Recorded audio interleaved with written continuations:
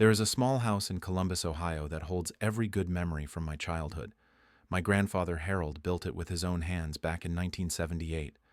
I spent my summers there learning how to fix things, playing chess on the porch, listening to his stories. When he passed away 2 years ago, he left that house to me. I thought it was a sacred gift from the man who loved me most. I never imagined my own mother would drag me to court to take it away. Before we get into this story, let me know in the comments where you are watching from today.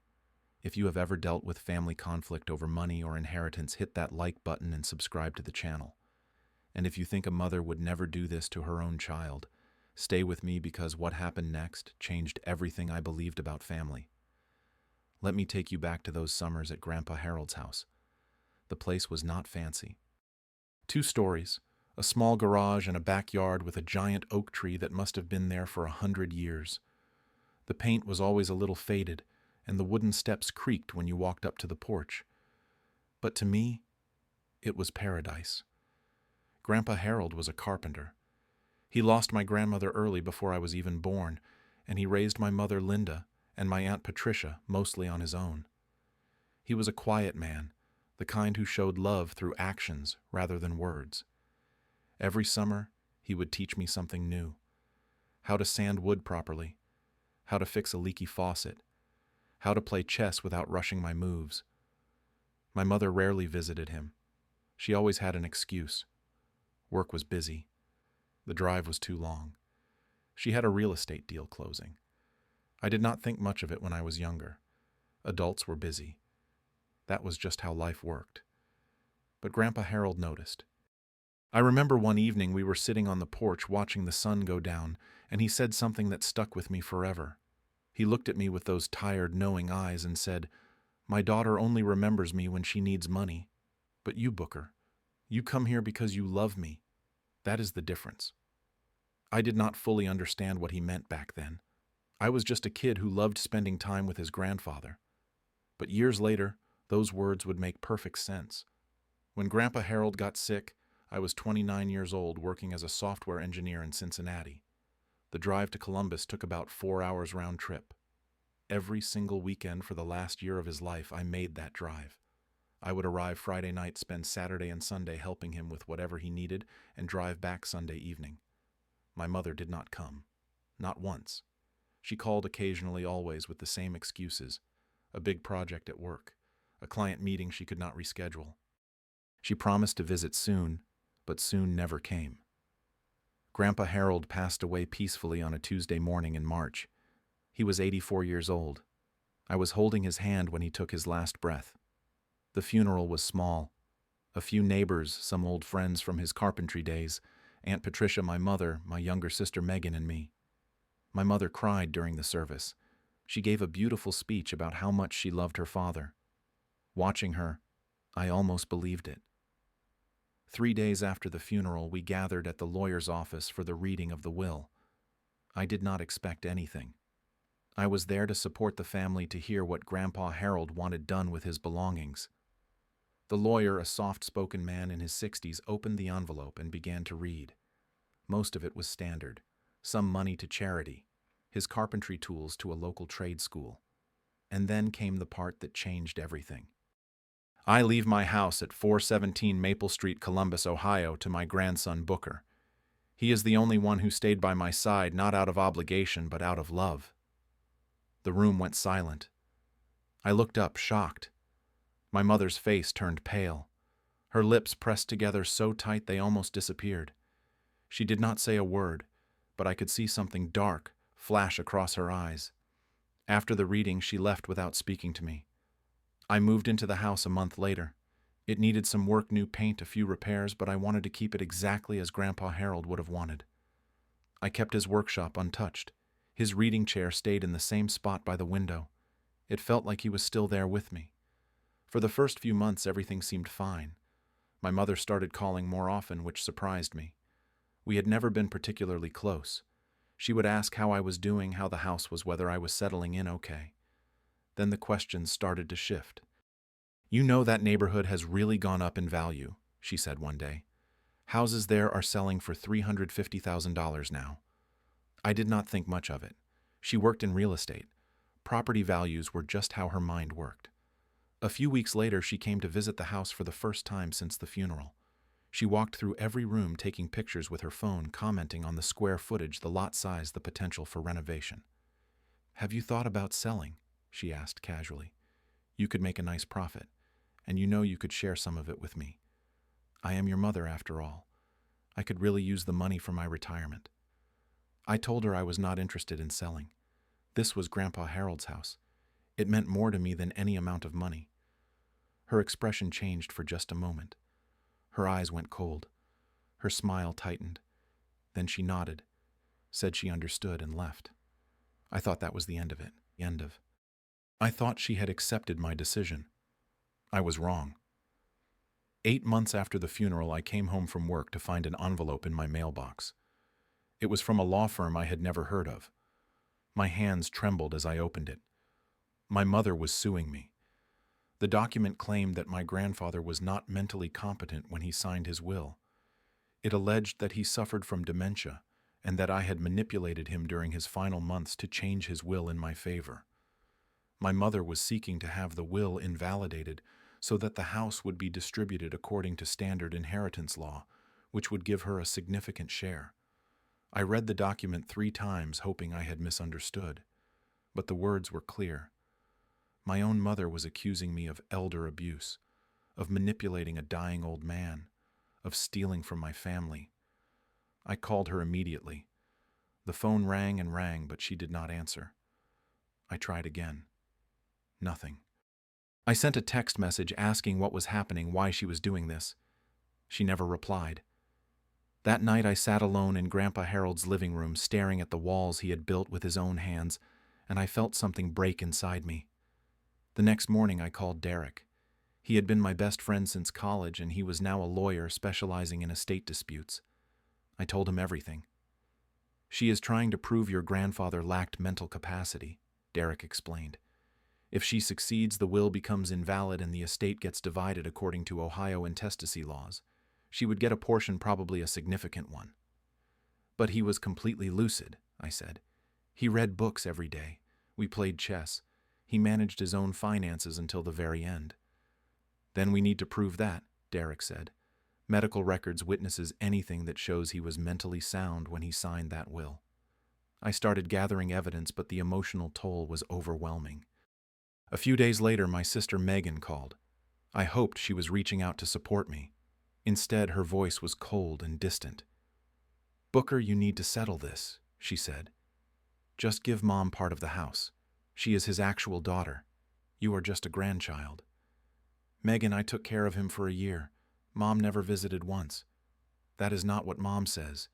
She told me you manipulated Grandpa when he was weak, that you took advantage of a sick old man." The accusation hit me like a punch to the chest.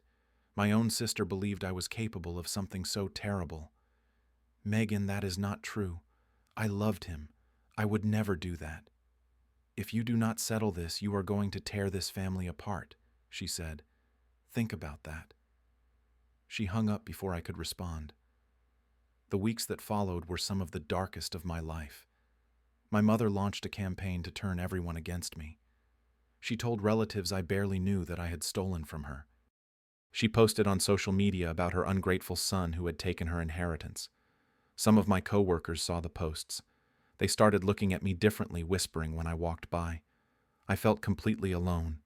The house that was supposed to be my sanctuary felt like a prison. Every corner reminded me of my grandfather, but now those memories were tainted by my mother's accusations. Then Aunt Patricia called. "Booker, I know what your mother is doing," she said. Her voice was steady calm. "And I know the truth. You do not need to explain anything to me." I almost broke down right there. Finally, someone who believed me. Patricia told me things I had never known. My mother had asked Grandpa Harold for money many times over the years, and he had refused.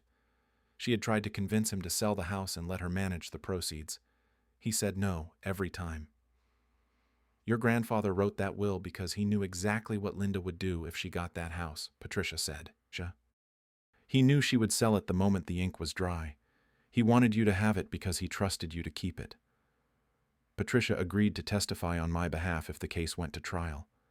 With Derek's help, I gathered more evidence. Medical records from Grandpa Harold's doctor confirmed he showed no signs of dementia or cognitive decline. I found his daily journal pages and pages of clear, detailed handwriting documenting his thoughts, his activities, his observations about life. I collected text messages between us, conversations that showed a sharp, witty mind. And then I found something in his desk drawer that changed everything. A sealed envelope with my name on it. Inside was a handwritten letter. The letter was dated just 2 months before he passed. His handwriting was steady and clear, every word carefully chosen. "Dear Booker," it began. "If you are reading this letter, it probably means your mother has done exactly what I expected her to do." My heart pounded as I continued reading. "I know my daughter. I love her, but I know her. Money has always mattered more to her than people. When I told her I was leaving the house to you, I saw something in her eyes. I knew she would not accept it." He went on to explain that he had taken precautions. He had hired a lawyer to draft the will with 2 independent witnesses present. More importantly, he had recorded the entire signing on video. "The video is with my lawyer," the letter continued. "I instructed him to give it to you only if you needed it. I hope you never do. But if you are reading this, then you do." The letter ended with words that made tears stream down my face. "You are a good man, Booker. Do not let anyone make you doubt that. Protect what is yours, and know that wherever I am proud of you." I contacted Grandpa Harold's lawyer the next day. The video existed exactly as he described. It was 20 minutes long, recorded in high definition. In it, my grandfather sat at his desk, clear-eyed and composed. He read every clause of the will out loud before signing. He looked directly at the camera and stated, "I, Harold Bennett, am completely sound of mind. This is my will written of my own free will without any influence or coercion from anyone." 2 witnesses, neighbors who had known him for 30 years, signed alongside him and confirmed his mental state on camera. When Derek saw the video, he smiled for the first time since this nightmare began. "This is it, Booker. This is your trump card. She cannot beat this." The trial date arrived on a cold morning in November. The Franklin County Courthouse was a gray stone building that felt appropriately somber for what was about to happen. I wore the suit Grandpa Harold had given me for my college graduation. It still fit. My mother arrived with her lawyer. She was dressed impeccably, playing the role of the grieving daughter who had been wronged by her own son. She dabbed at her eyes with a tissue as she walked past the gallery. A few people murmured sympathetically. I sat beside Derek at the defendant's table, my hands clasped to keep them from shaking. My mother's lawyer presented their case first. He painted a picture of an elderly man losing his grip on reality, a vulnerable grandfather being manipulated by a scheming grandson. He showed selective evidence, things taken out of context, moments that could be twisted to look like confusion. Then my mother took the stand. She cried as she spoke about her father, about how much she loved him, about how devastated she was when she learned he had been taken advantage of in his final days. "My son used to be a good boy," she said, her voice cracking. "But something changed. He saw an opportunity and he took it. My father was not himself anymore. He could not have written that will, not if he was truly in his right mind." I watched her lie with tears in her eyes, and I realized I was looking at a stranger. The woman who raised me, the mother I had loved and trusted, was willing to destroy me for a house she could sell. Then it was our turn. Derek presented the medical records first. Grandpa Harold's physician testified via video that he had examined my grandfather regularly and found no evidence of cognitive decline. He described a patient who was sharp, engaged, and fully capable of making his own decisions. Next came the journal. Page after page of my grandfather's handwriting, dated entries that showed a mind actively thinking, planning, reflecting. The judge studied them carefully. Aunt Patricia took the stand. She spoke about my mother's repeated requests for money, the attempts to control Grandpa Harold's finances, the arguments that followed each rejection. She described a pattern of behavior that painted a very different picture than the one my mother had presented. The courtroom was silent. My mother stared at the table, refusing to meet anyone's eyes. And then Derek stood up. Your Honor, we have one final piece of evidence. The video began to play on the courtroom monitor. Grandpa Harold appeared on screen sitting at his desk, the light from the window falling across his face. He looked healthy, alert, at peace. I, Harold Bennett, am recording this video to document the signing of my last will and testament, he said. His voice was clear and strong. I am of sound mind. No one has pressured me or influenced me in any way. This document represents my true wishes. He read each provision of the will slowly and deliberately. When he reached the part about leaving the house to me, he paused and looked directly at the camera. I am leaving my home to my grandson Booker because he is the only one who has been there for me. Not for my money, not for what he could get, but because he loves me. That is why he deserves this. The video continued with the witnesses signing and confirming everything. When it ended, the courtroom remained silent. I glanced at my mother. Her face had gone white. Her lawyer shuffled papers uselessly, clearly unprepared for what he had just seen. Judge Morrison, a stern woman in her 60s, removed her glasses and looked at my mother for a long moment. Then she spoke. I have reviewed all the evidence presented today. The medical records, the personal journals, the witness testimony, and now this video. It is abundantly clear that Harold Bennett was fully competent when he executed his will. She paused. The will is valid. The plaintiff's claims are dismissed. The defendant Booker retains full ownership of the property as intended by the deceased. She added that my mother would be responsible for all court costs. Then she gave a final statement that I will never forget. Families should not end up in courtrooms like this. I hope that after today there can be some healing. But the law is clear, and justice must be served.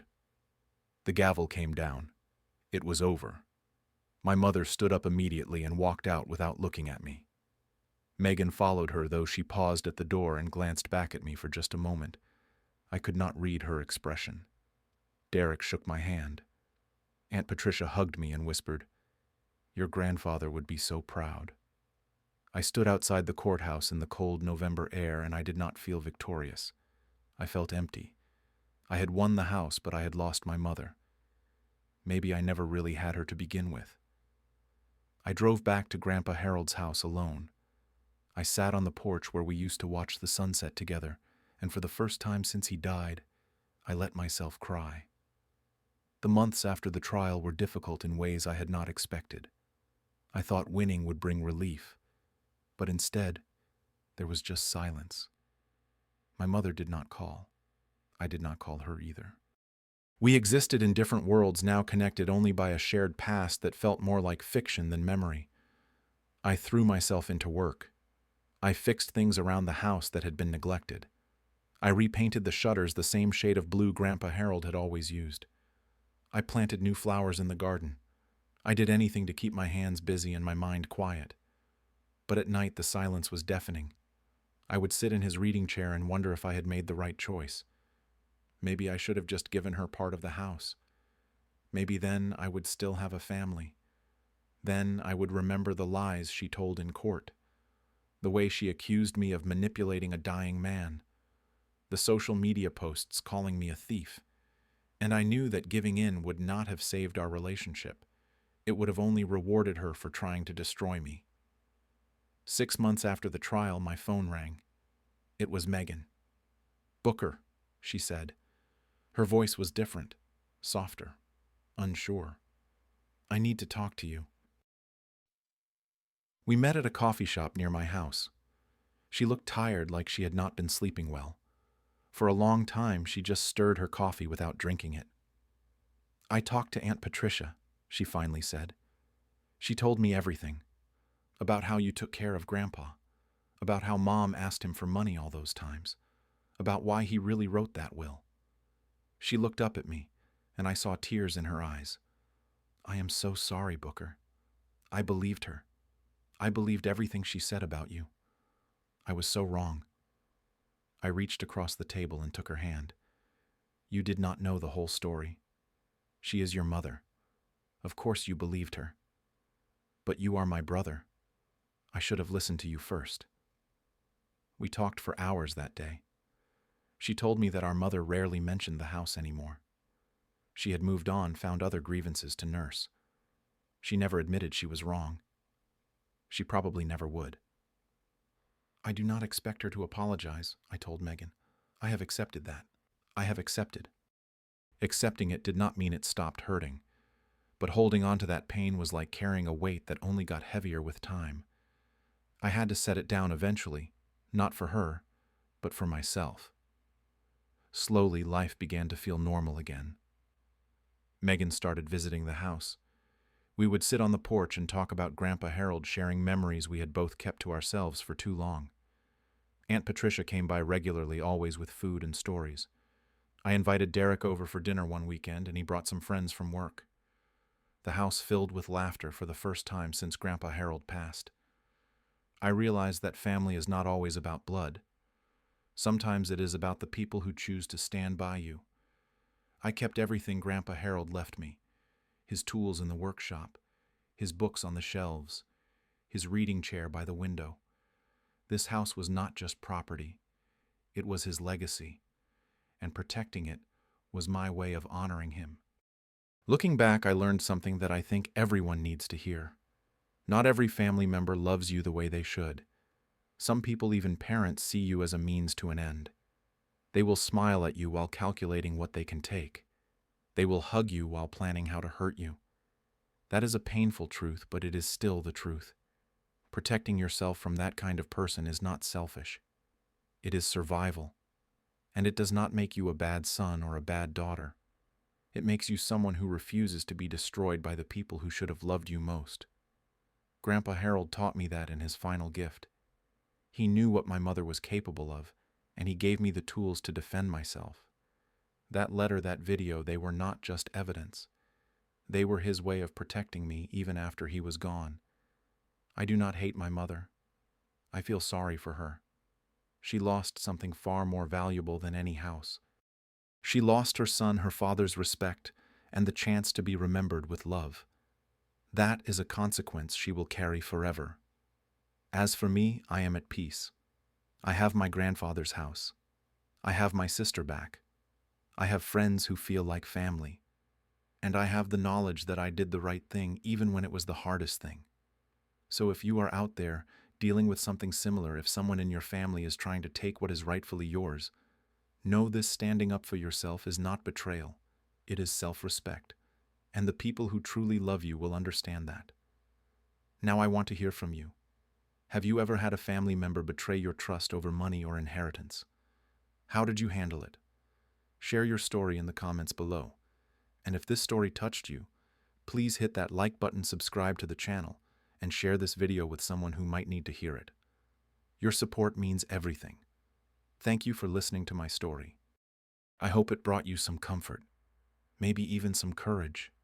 Take care of yourselves, protect your peace, and remember that you deserve to be treated with love and respect, especially by the people who call themselves your family.